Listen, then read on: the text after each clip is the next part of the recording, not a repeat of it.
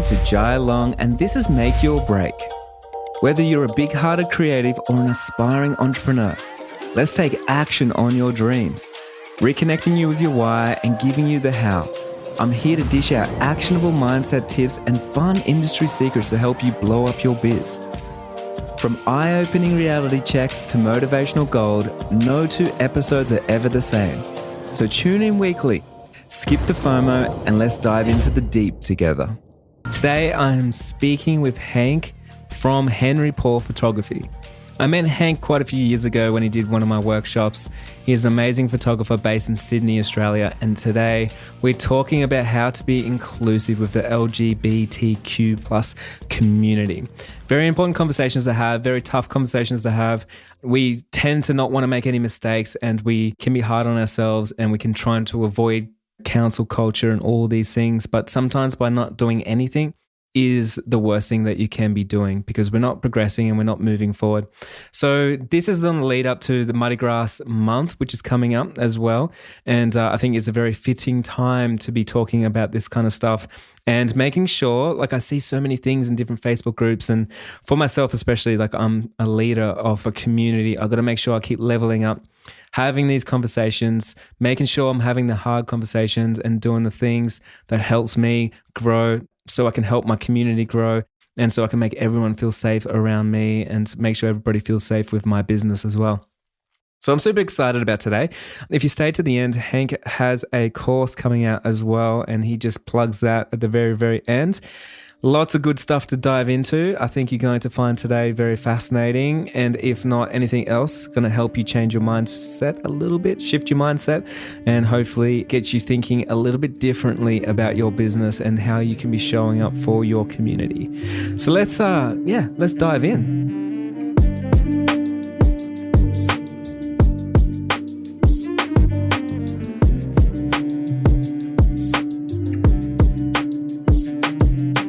Hey Hank, welcome to the show. Really excited that you're here. Really excited about today's episode. It's been overdue on this podcast for a long time.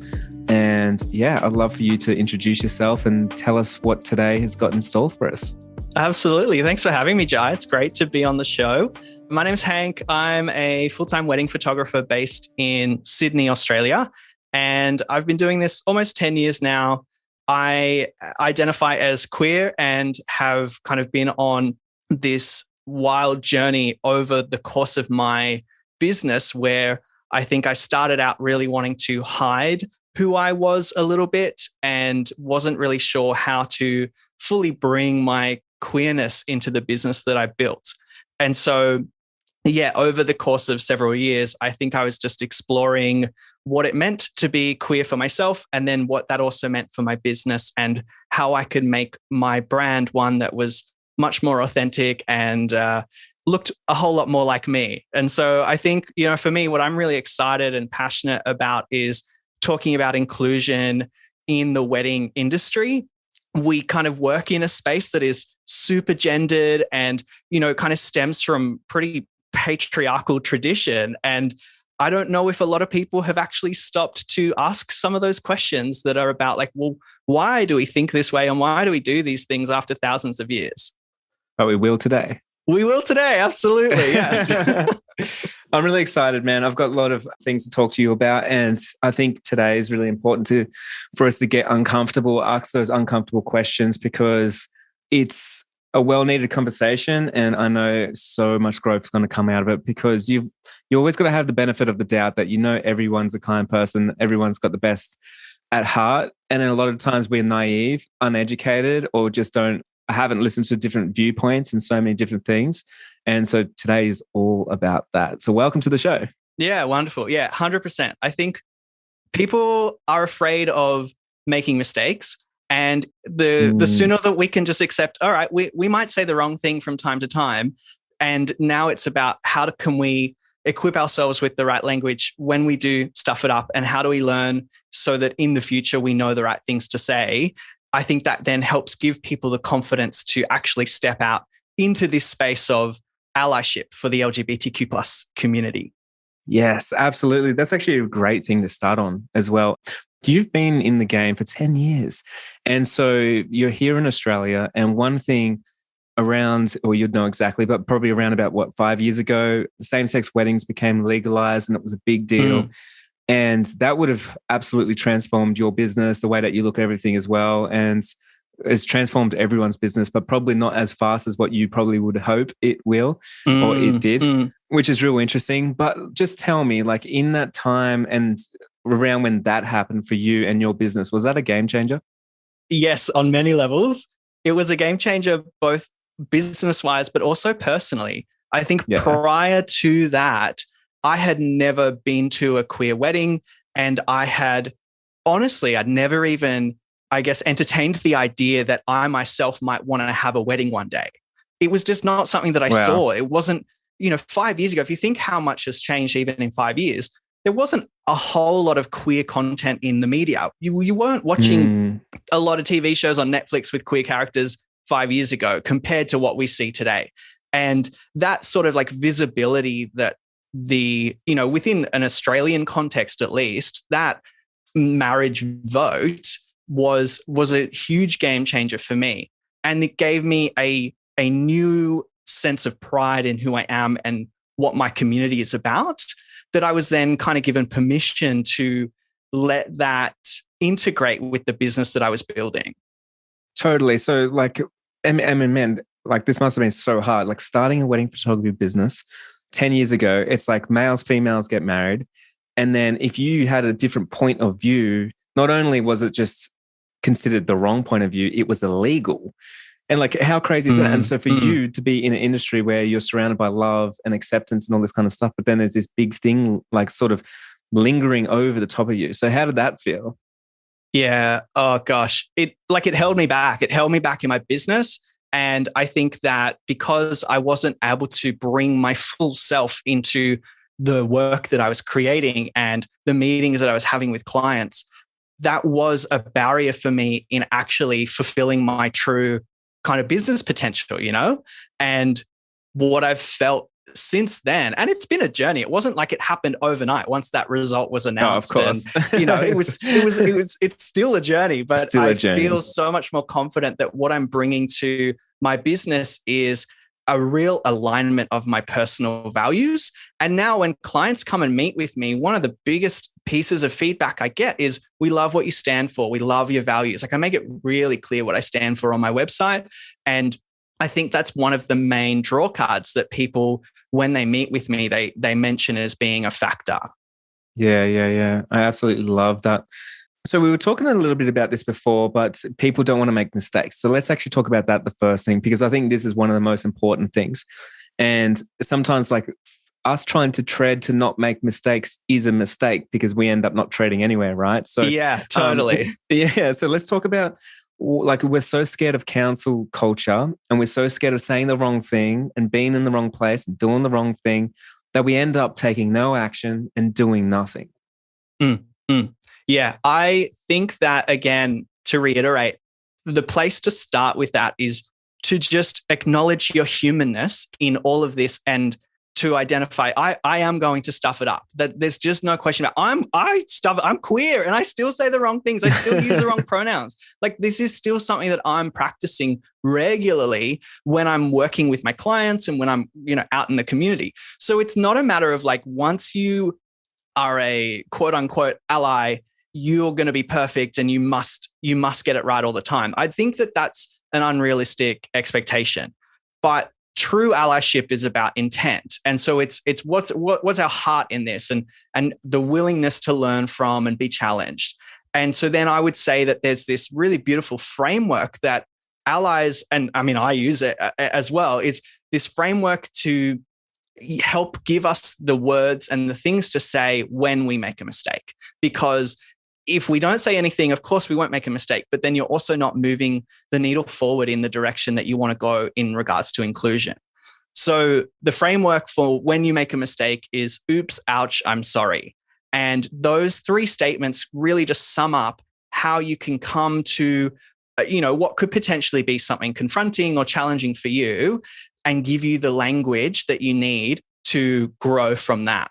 So An example might be that you've got a non-binary client who you're photographing a wedding for, and you slip into using a gendered pronoun. Maybe you refer to them as she, and they're right next to you when you say it.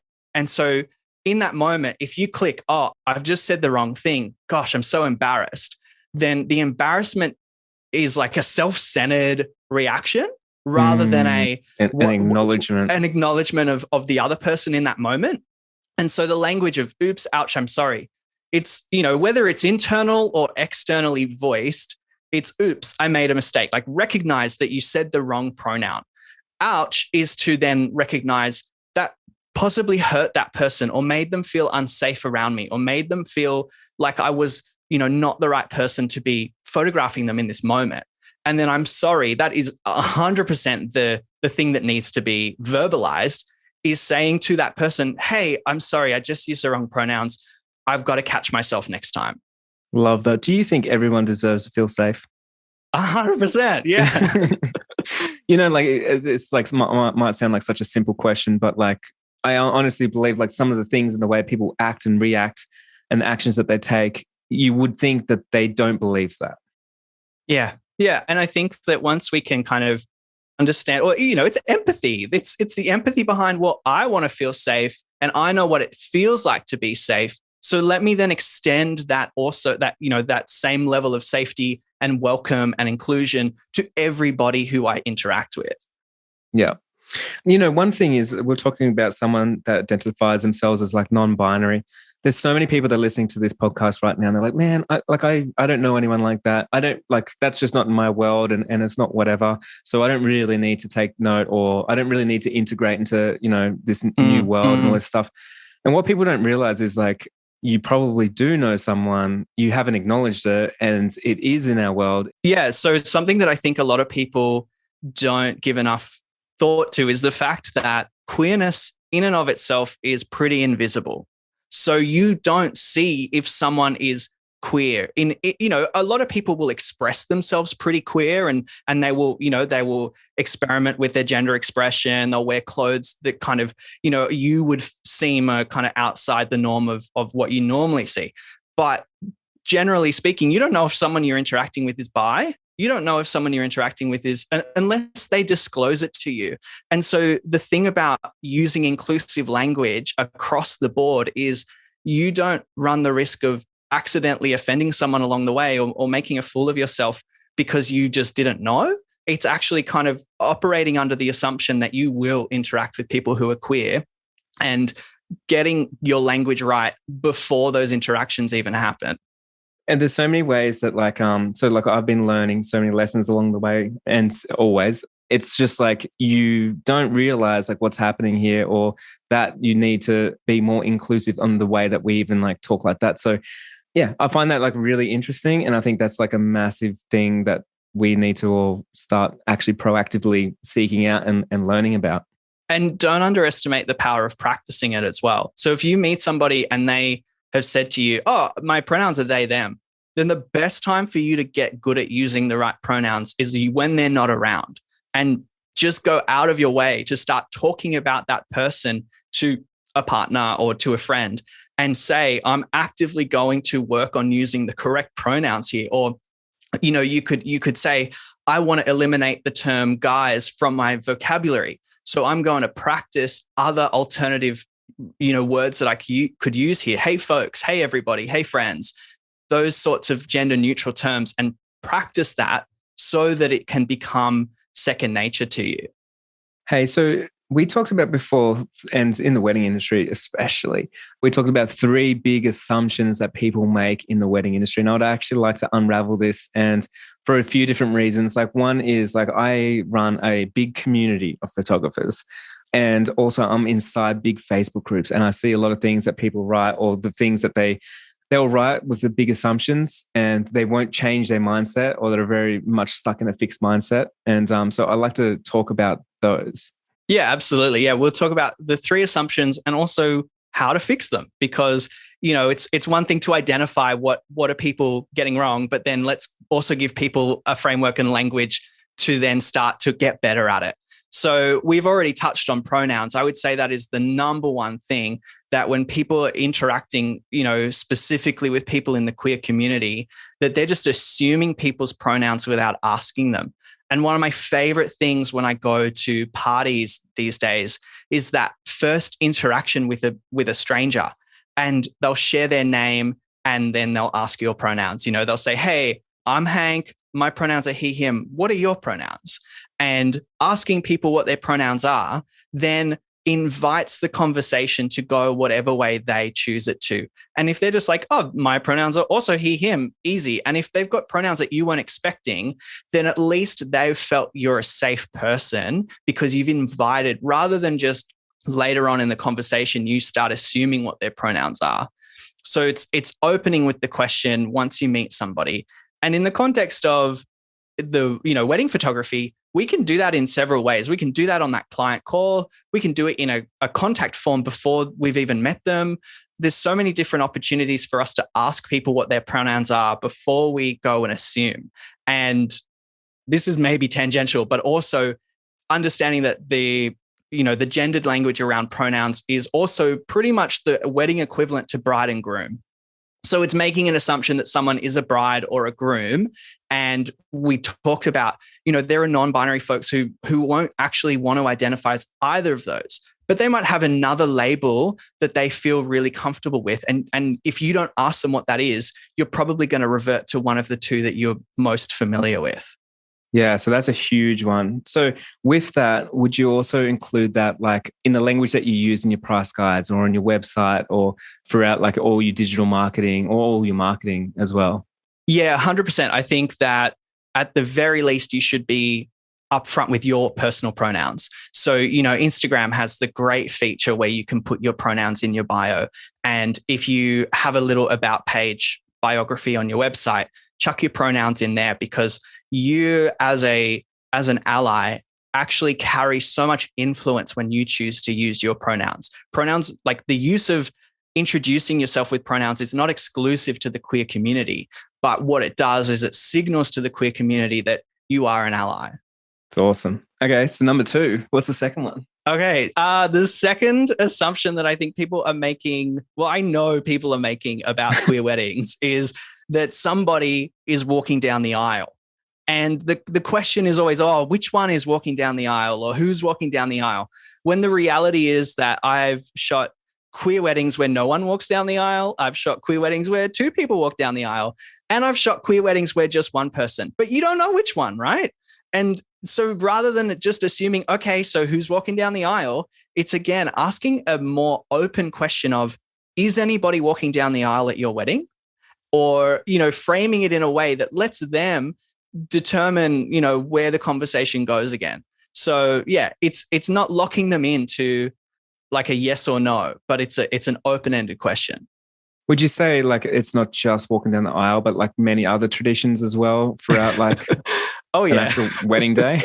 Oh yeah, 100%. I think like walking down the aisle is just symbolic of all those other assumptions that we make. So, it's kind of a strategic assumption there, because 100% you're right. It's who's carrying a bouquet, or who's getting their makeup done today, or who's wearing a dress. I mean, that's the third one we'll talk about in a moment, but what people wear. So there are so many things that we just categorized by gender on the wedding day. Where are the boys getting ready and where are the girls getting ready? What shoes are the girls wearing? Like those sorts of things that we just need to start deconstructing and asking deeper questions, rather than bringing out societal assumptions, things that we've been raised to think this way. This is not our fault that we look at the world as such a binary place. Like, this is not something where I don't want anyone listening feeling like they're an awful human because they do these things. Like, it's actually just a product of this patriarchal society that, the Western culture is built on. But let's actually start asking those deeper questions, because what we're going to be able to do in that is bring people who are on the margins into the center with us and along for the journey. Love that. I love that you keep sort of really pushing that home, because it's like you got to give so much love and grace to everyone, Because the worst thing to do, and I know this like as a vegan, is like start pushing people away by making everybody wrong, and it really just never works. Like you never see any change that way. 100%. All right, let's get into the third one. Yeah, the final one. So that I alluded to before is the assumption that a bride always wears a dress and a groom always wears a suit. And again, the language that we can use is rather than, if you're gathering the details on what's the designer of the gown, you want to, how you're asking those questions of your clients, rather than it just being, what is the bridal gown designer? Ask a more open-ended question of what is the bride wearing? But, you want to establish who your two people are, who the stars of the day are. And if that's a bride and a groom, then that's a bride and a groom, and that's great. But then it's asking like, who are you wearing? And what are you wearing? And what is your fiance wearing? And what is your partner wearing? So those kinds of open-ended questions, again, it's not locking them in to say, well, I'm not actually wearing a dress and I'm wearing a custom designed suit by this incredible designer, like that sort of stuff. So it's just driving home this open-ended questions rather than assumptive questions. When we talk about that kind of stuff as well, can we talk a little bit about like when people just assume straight away, it's like, hey, so the bridesmaids and what are they wearing, and the groomsmen and what are they wearing?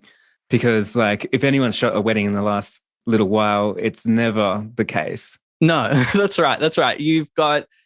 We're breaking the rules. And by we, I mean society. We're breaking the rules of what has to happen at a wedding. And I hate the stories that you hear of the best friend who wasn't able to be in the wedding party that day because they're a man and it's the bridesmaids, and it's just like, come on, if they're your friend and you want them next to you when you get married, then have them.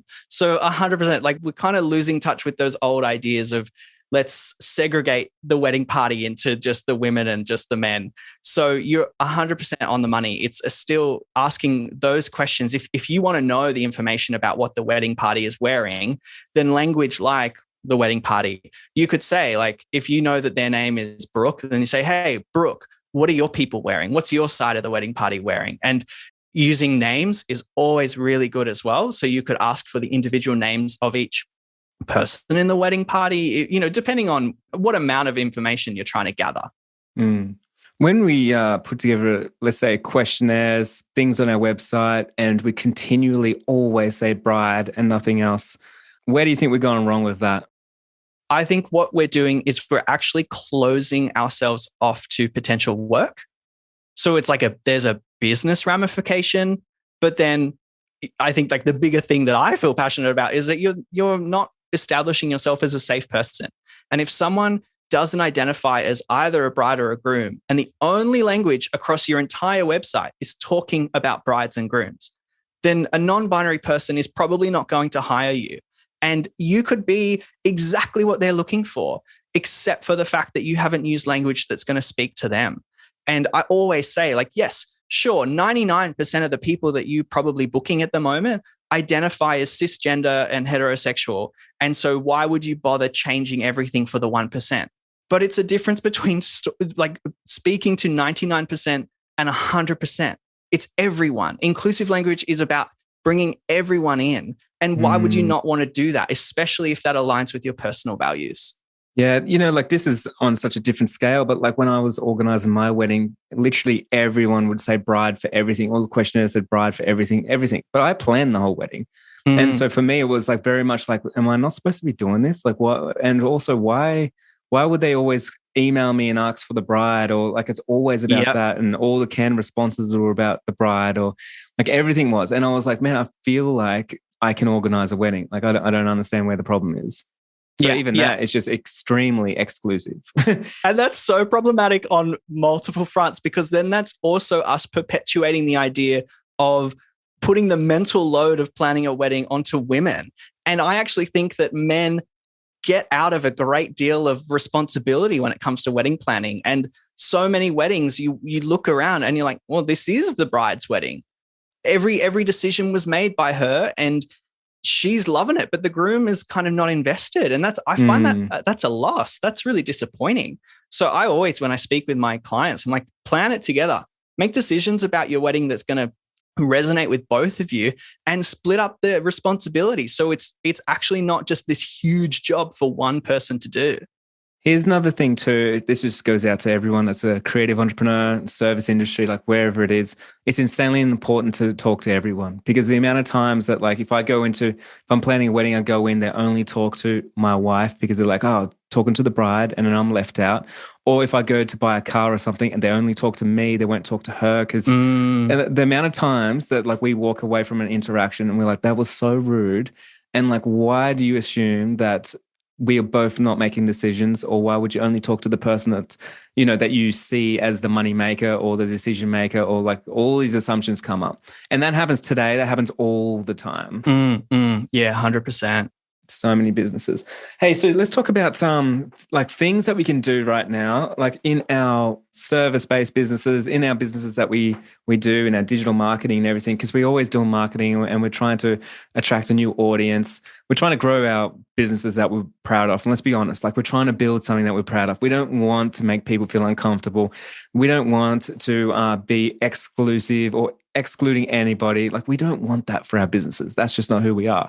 You wouldn't be listening to this podcast if that's what you wanted, right? Because we're all obsessed with self-learning, leveling up, having new conversations, getting into a new room, and that's what we're doing. So what would be some of your tips going into like marketing? And correct me if I'm wrong, like what most people say is like, how do I shoot a same-sex wedding? Like, what do I have to do to shoot a same-sex wedding? And they'll like, sort of put that out there. But then nothing else is actually inclusive. So it's like you said on one of your Instagram posts, it's like, it's all well and good to say that we're an ally, but are we actually an ally? And how do we become an ally? Allies? Yeah. Okay. I want to kind of take there's two questions in that I want to answer. So let's start with the marketing, and then we can talk about more like inclusivity through our work. So from a marketing angle, I think it's really important to discuss the distinction between niche marketing and exclusive marketing. And knowing your niche is so important. And you need to know exactly who you're speaking to, what's the language that they use, so that you can repeat it back to them and be more attractive to the people you're trying to book.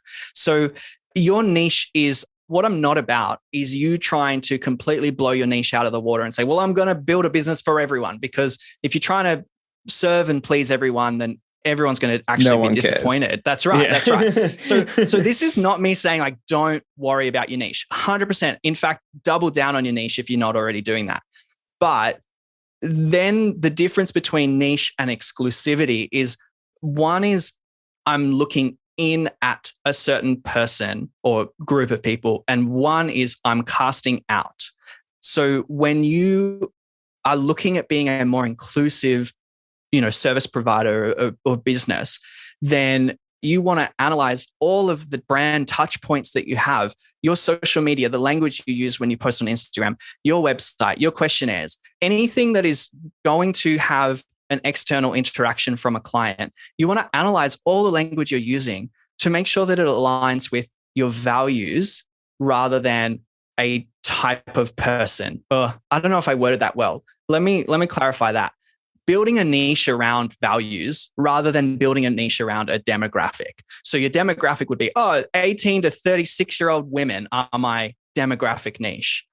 But my values niche would actually be, I want to target people who eat plant-based diets. I want to target people who care about social justice. And I want to target people who really care about koala bears. I don't know. Like, so you're like, okay, well, here are some values that I stand for, or that I'm going to make my business stand for. Now, how do I talk to everyone who also shares those values so that I can still include everyone there? And I don't know. Does that make sense, Jai? I hope that's clear enough about the distinction. So when you're talking about the marketing piece, you still want to speak to the people you want to speak to, but you don't want to leave anybody out. You don't want to leave out people who might still align with your brand, but the only thing is that you're using exclusive language like just bride and groom, or you're just assuming people's genders and pronouns without ever asking them to share it. I've forgotten the second part of your question. It's about the portfolio piece and how do you stop saying you're an ally and start being an ally? Exactly. Yeah. Okay. So that for me is, you could sum up the first piece of that, saying you're an ally, as tokenism. I've got that one wedding in my portfolio that's got a queer couple, and therefore I'm fine. I don't need to do any more work here. Or I put that one photo up on Instagram and I'll schedule another one in 6 months' time, just in case anyone who's queer comes along my portfolio. That for me is tokenism. That's you like saying you're an ally, but the deep heart of it, what's your intent there? Well, your intent's probably not because you want to advocate for a marginalized group of people who haven't been given the same, rights for the last 100 years. So being an ally is about proactively building an environment. An environment can be your business, building an environment where people feel safe to be their authentic selves. And I love, Jai, on your website, you have a statement on your website that your business, your brand is safe for everybody. And it's, I think you call it out, like regardless of sexual orientation, race, religion, gender, like actually calling out those sorts of things and making a statement of inclusivity is a great way to then not only like externally put it out in the world, but then hold yourself accountable to that in every decision that you make in your business. So then you can run yourself through that. Oh, is this post actually in line with the thing that I'm saying publicly? Yes, I love that. It's so true. And it's like a little mission statement for yourself. It's like you put it out there. Now, how do you act and how is the action that you take around all those things and how you're actually making people feel and one thing you just said, which I absolutely love, I've never heard anyone say, it's like your business is an environment. Like that's incredible. And that actually shifts my mindset around thinking of like what a business is, a big machine, makes money, does all the things. So like an environment, it's like people interact with it. They're inside. Do they feel safe? Are they growing? Are they being listened to? Like an environment is for me, it's like, it could be such a nurturing place or it could be a toxic place, but we get to choose. Totally. And I mean, for you, Jai, like a huge focus of what you're building is community. You've got Facebook groups. You've got people who are interacting with each other through the environment that you're creating. So you kind of have a responsibility there to make sure that that environment is safe for everyone. Absolutely, man. And I've got to be honest, there is so much to navigate because my community is also worldwide based, which means like not everything's legalized everywhere. Not everything has the same religion where it's the same belief system. And there's so much conflict where like things will pop up and we have to address it, and we have to address it in an appropriate way where someone feels uncomfortable for this reason and then someone on the exact opposite spectrum feel uncomfortable for this reason. And then you need to mediate of like, okay, so you're both here for the same reason, but you both feel uncomfortable because of whatever's happening, which is really interesting. Yeah, that's like the dynamics at play there are really complicated. I would say like, I'm sure that you're navigating this as best you can, but it's again that kind of acknowledging the humanness of wanting to be inclusive and create safe environments and go, I'm not going to be perfect. Also, no one else in my spaces are going to be perfect either. So then it's how do I react and respond to those things? And it's putting your value of safety and inclusion at the forefront of that and say, okay, there's a disagreement here or there's kind of cultural clashes. The primary thing that we want out of this is for people to feel safe. So how do I then make decisions beyond that to mediate? Obviously, the mediation must be like, that's a really important piece in that. But it's you look exhausted at the thought of it. It's not easy. And look, this is a really good example because if right now you feel the same way as me, it's like, oh man, this is not an easy thing, and I don't know, and I'm learning and all these things. All it means is there's a knowledge gap, and you need to learn something. So it's a really easy way to identify what you don't know, right? So too many of us, we think we know everything, and you got to have the humility to understand. Hey, if I'm frustrated with something, I don't understand something. I don't understand a culture. I don't understand, whatever it is. It means I need to learn something. That means there's a knowledge gap for myself. And for me to be a good leader, like you're saying, like I need to bridge that gap and also make sure that everyone can get those resources so they can bridge the gap as well. I think that's insanely important. Yeah, totally. Yeah. And just taking ego out of it. Even I would say at that point, you're also taking out like, oh, what's the thing that's going to make the most money? Like at some point, you've also got to stand for something and say, what's the right thing to do here? Yeah. And business in 2022 is all about doing the right thing, I think. Like you kind of fall flat pretty quick if you are not doing the right thing. Yeah. For you and your business, are you excited of, the future, having these uncomfortable conversations with people, getting into new rooms, educating, spreading so much knowledge around the place? Like, how do you feel about being in the position where you are, where you openly now can have these conversations and people, they don't just listen, but they respond, they act, they start changing their businesses, and you see that in the world? Yeah. So there's a lot in that. I think from an entrepreneur's perspective, like for me, I love the art of business. And so I'm incredibly excited by the fact that what I've been able to do over the last couple of years and where my business is going is using my queer identity as my competitive advantage in a really competitive space. And that is just thrilling for me to go, right, well, here are some things that make me different. Here are some things that actually communicate what I stand for and who I am. How do I now leverage that to build a business that can have a really great impact? So very, very excited by that. I'm really, really excited to be dipping my toes into this space of education and thought leadership. I think there's been a real lack in these conversations around inclusivity in both the wedding space, but I think broadly in the online business space.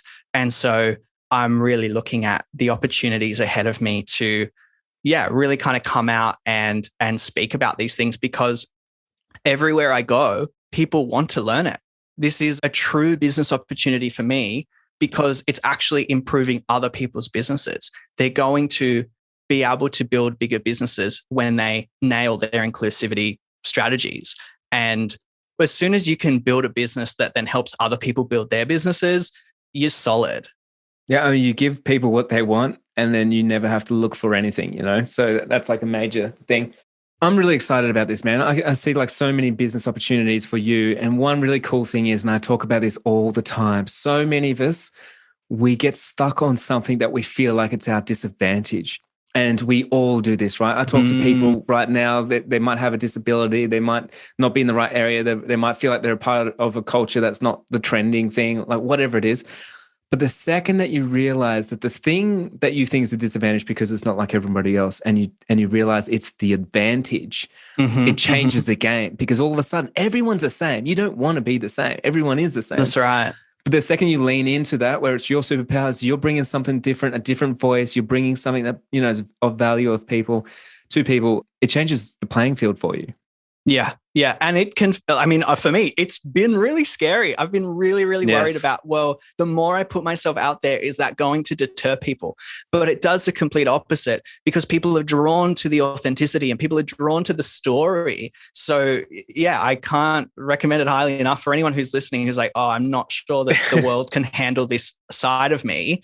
I would say absolutely not. Not only can it handle it, but it probably needs it.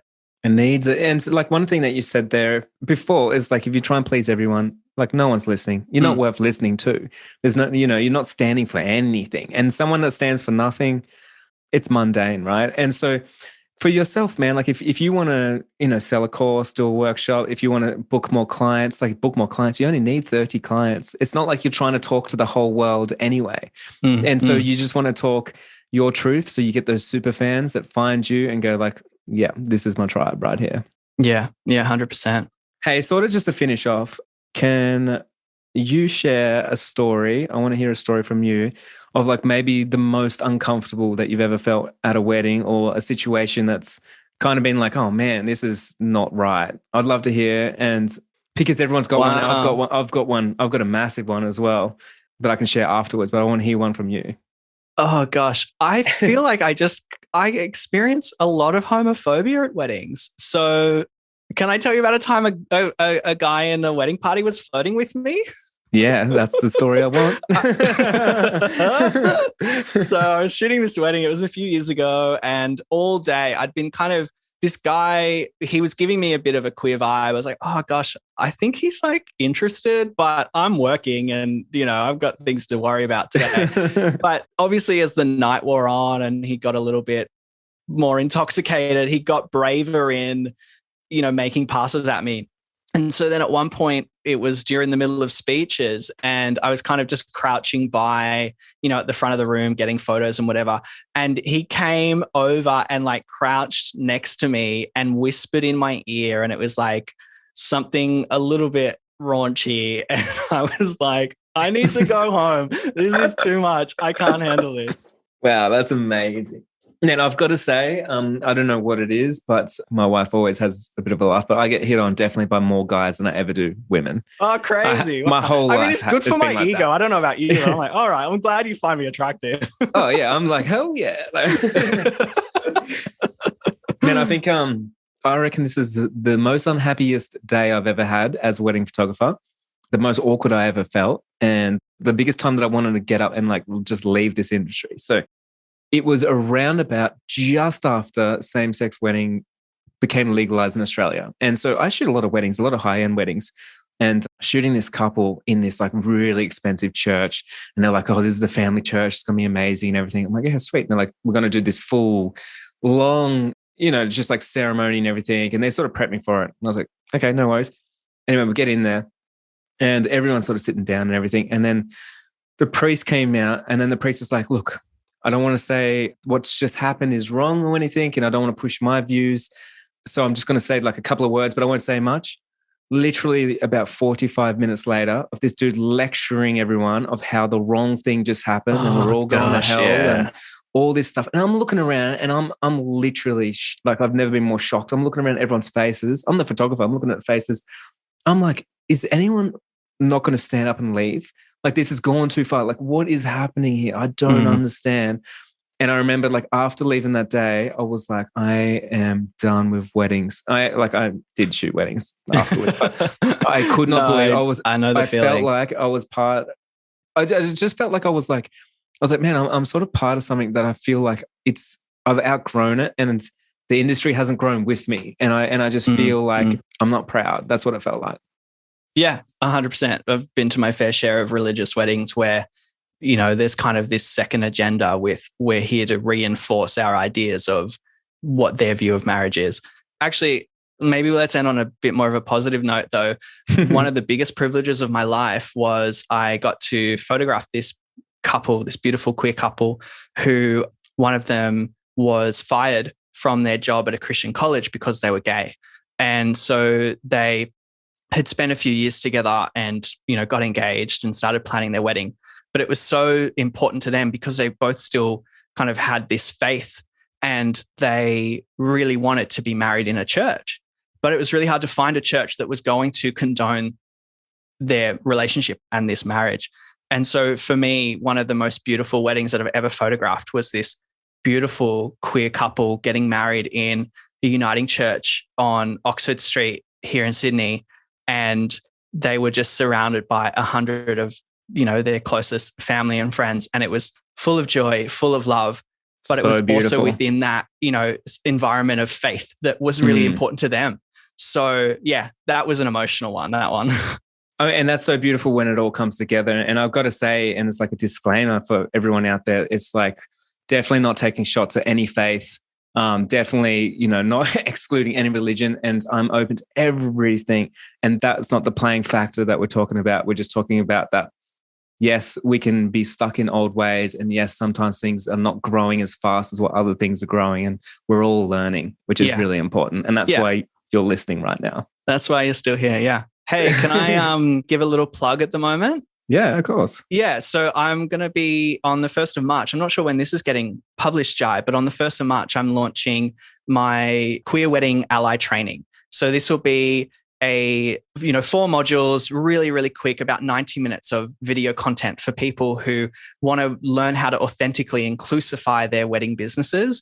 And it's going to be $27. Super affordable. It's super practical. I've jam-packed it with just things that people can implement straight away. So I would really love if you want to learn more about how you can be an ally to queer people in your wedding business, then I'm doing this over at queerweddingallies.com. Awesome. And we can find you on Instagram as well? Yeah, you can find me. I'm at Henry Paul Photography. Yes, I'm Hank and I'm Henry. So a little bit confusing, but you'll figure it out real quick. And one last thing is, you did my workshop back in New Zealand. And so funny thing about that workshop, man. So I remember I did a workshop in Auckland and mostly Australians came over to it. And then all my Kiwi friends were annoyed because they're like, man, that is full of Australians. Right. And what happened was, and I don't know if you remember this, and I'm sure you do, but I got insanely sick. Oh, yeah. Yeah. One crazy thing about that is to this day, I haven't been as sick as I was at that workshop. And I remember I was so sick. I don't know why, but I was so sick. And then I remember I was like, I had a fever, I had the sweats, and I remember I was teaching, I was getting delirious. I was like, man, what is happening here? So I didn't have the same energy as I usually have. And like, I felt so bad about it. And I was just so ruined. I couldn't go really have drinks afterwards or anything. But I remember something that you said. And because we were inside a lounge room and it was so uncomfortable. It was like, so uncomfortable. I was so just about to say right? that. So squish. And the only thing I remember from that whole workshop was me getting sick and then you coming to me saying, Jai, the chair was uncomfortable, but everything else was good. And I was like, oh, man. I don't remember that. Wow. But yeah, that's the standout thing. I remember it. That's all I remember from that workshop. I've always been the type of person who's like, look, I'll give the words of affirmation, but I'll also give you some constructive feedback. You're like an onion. Just sort of peel off a little bit of good stuff, then give them the bad stuff.